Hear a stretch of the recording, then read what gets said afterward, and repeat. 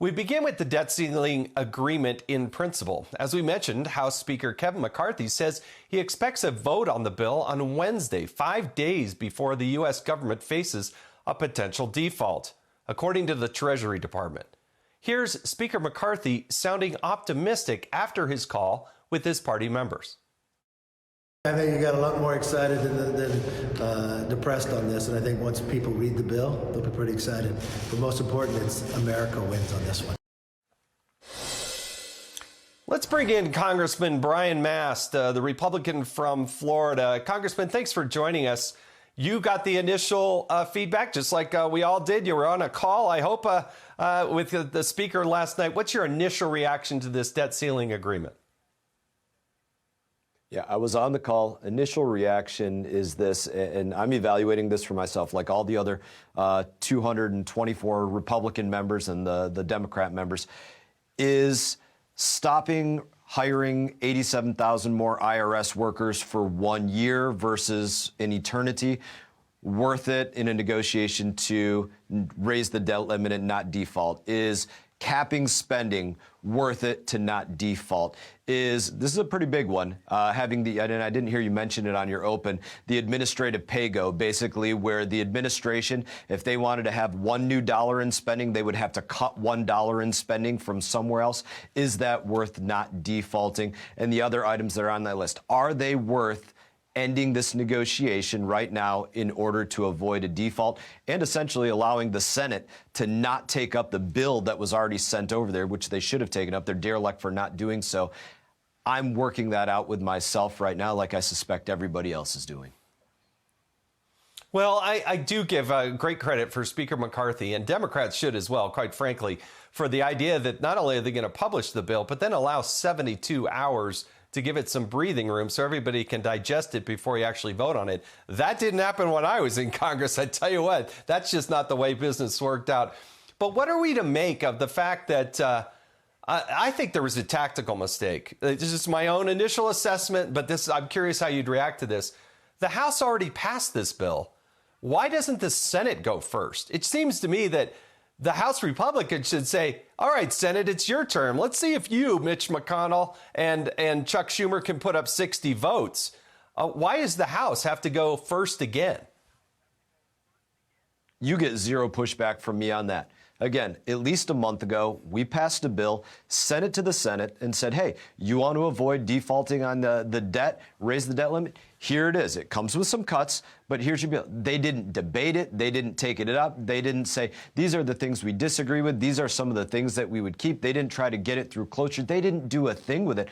I absolutely agree with you that they are derelict for not taking that up. It's a disgrace to the body as a whole. They should be. I could say it 100 different ways, but totally agree with you. They should be taking that up. I think actually Speaker McCarthy would be in a stronger position if he said, all right, Senate, you go first. What are we to make, Congressman, of the fact that the minority leader, Mitch McConnell in the Senate, the majority leader, Chuck Schumer, Hakeem Jeffries, the minority leader in the House of Representatives, and the majority leader in the House, Steve Scalise, none of them, as we started this program, have commented on this bill. Not positive. To have Kevin McCarthy out there alone, he's the only one making positive statements about this bill. Where are all the other leaders if there's a so-called deal? So you talked about tactics before you just brought this up, and I think that's one of the biggest tactical things that should have been taking place. Nobody should be saying a word about this until they actually put pen to paper, until they actually said, this is what we're truly evaluating. These are the details of the plan. Because now we're in a situation already where you have some members on the GOP side that have come out and said, no matter what, I'm not voting to raise a debt limit. I think Ralph Norman or Bob Good, somebody, at least one or two, came out and said, no matter what, they're not voting to raise the debt limit. That brings the number in the majority down to 2 that you can lose. You go beyond that, and there's probably at least 8 to 10 other members that are on Twitter saying, hey, the deal as it stands, it's not something that I'm supportive of. I would be a no. It would be much better off to have everybody waiting for the details of the bill, debate it behind closed doors, and then go out there and give an honest opinion. Instead of you're getting these people trapped in positions that they're not going to be able to back off from. And I think that's the most dangerous thing for this negotiation. Yeah, there really are some positive movements forward, and look, there's only so much you can get. There's no one person, and there's 535 members of Congress. You got a president on the other party. You're never going to get everything you ask for, but it'll be interesting to see how it plays out. Obviously, one of the things that stands out to me, and it'll be interesting to see the number, is the raise in spending for the Department of Defense and veterans. Do we know what that number is, and why do you think that's justified? We don't have a number on that yet. The reason given for the justification on the call was to say we see what's happening with China, Taiwan, with Ukraine, Europe, a host of other things in defense. One of the other positions that has been out there is the administration, including the Department of Veterans Affairs, came out and flat out lied to the American people about what we sent to the Senate a month ago, the Limit, Save, Grow Act, saying that it was going to cut veterans' benefits, it was going to do all these things to defense. They literally lied to the American people. The Secretary of the VA lied to the American people, to their face, to veterans.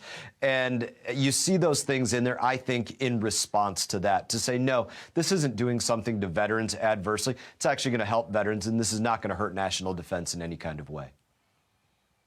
Soon we're going to hear from our next guest will be Ambassador Robert O'Brien, the former National Security Advisor, going to give us an update. He's been in Asia, but tell us from your perspective what we should be concerned about with China, because it seems like on all fronts, China is marching ahead, and the U.S., I can't articulate what we're actually doing to push back on China. Yeah, well, Robert's a hell of a smart guy. He's going to give you a great outlay on that. But expanding their military, having transoceanic carrier groups, which have the purpose of taking an entire carrier group and moving it across the ocean, buying up ports in the Bahamas or in South and Central America, in the Caribbean, buying up American farmland, stealing American technology, taking any American tech that is produced in their country and making sure that they steal the plans and the intellectual property for every bit of that. The alliances that they're making across the globe with traditional allies of the United States of America, places where we have military bases that are now providing them with energy sources and other means that they need to advance themselves as a country. The list goes on and on of what we have to worry about when it comes to China and how they are trying to supplant the United States as the global leader and our system of freedom and democracy, because we know they are a communist country, and that is really what they want with an alliance of North Korea, Russia, Iran, others that will align with them on that front. That's the threat. Yeah, absolutely. It is a great threat. Congressman, you served our country. You lost your legs serving, and we appreciate your service. But as we go into Memorial Day tomorrow, give us your thoughts and perspective. What will you be thinking about tomorrow for those that have given the ultimate sacrifice and laid down their lives for our country? I've lost a lot of friends, and I will be thinking about those friends very specifically by name, friends like Lance Vogler and others just that were close to me, close to my heart. I'll remember their faces and their smiles and the ways that we would joke with one another, even in the midst of the intensity of combat.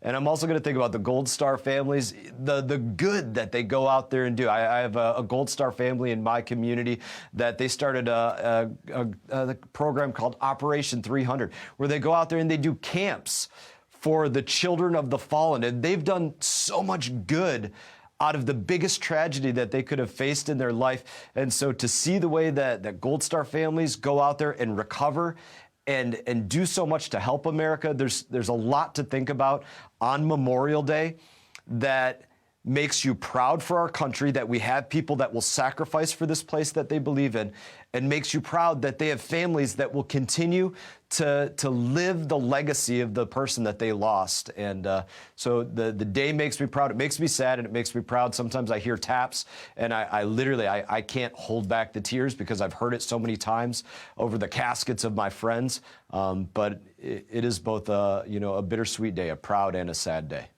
for me. Well, Congressman, thank you for your service. Really do appreciate it and appreciate your optimism and your positive nature. Good luck to you. Congressman Brian Mast of Florida, thank you for joining us on Sunday Morning Futures. Hey, Sean Hannity here. Hey, click here to subscribe to Fox News YouTube page and catch our hottest interviews and most compelling analysis. You will not get it anywhere else.